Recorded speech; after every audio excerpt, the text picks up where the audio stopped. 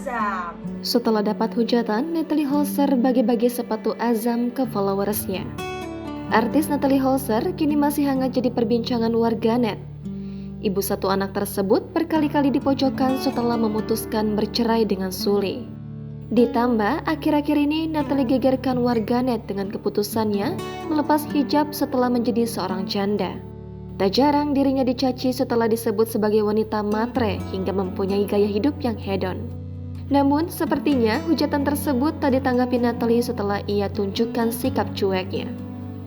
Cacian tersebut seolah dibalas Natalie dengan sikap baiknya setelah ibu dari Azam Adriansa tersebut bagi-bagi sepatu untuk pengikut Instagramnya. Dikutip dari unggahan Instagram @NatalieHolzer, pada Rabu 19 Juli Natalie tengah mengumumkan bagi-bagi sepatu Azam. Aku tunggu ya guys, caption dalam unggahan Instagram Natalie Holzer. Lebih dari 10 pasang sepatu dijajar di depan Natalie setelah ibu satu anak tersebut berniat untuk membagi secara acak kepada pengikut Instagramnya.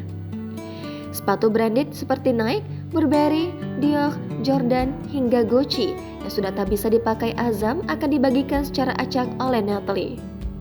Namun, ada syarat yang harus dipenuhi warganet selain memfollow akun Instagram Natalie Holzer, yaitu warganet harus melontarkan gombalan untuk Azam di kolom komentar unggahan terbaru Natalie. Atas unggahan tersebut, banyak warganet yang antusias untuk mengikuti challenge itu agar berhasil mendapatkan sepatu branded Azam. Natalie tak menentukan batas waktu mengenai challenge yang ia berikan. Hari ini aku mau bagi-bagiin sepatu yang udah gak muat, sepatunya Azam untuk semua followers aku. Nah, ini dia sepatunya Azam dan semuanya banyak banget. Tapi ada challenge-nya.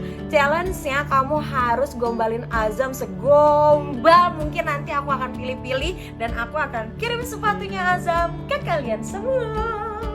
Seperti diketahui sebelumnya, perselisihan antara Sule dan Natalie Holzer kembali terjadi soal uang nafkah bulanan untuk kebutuhan anak mereka, Azam.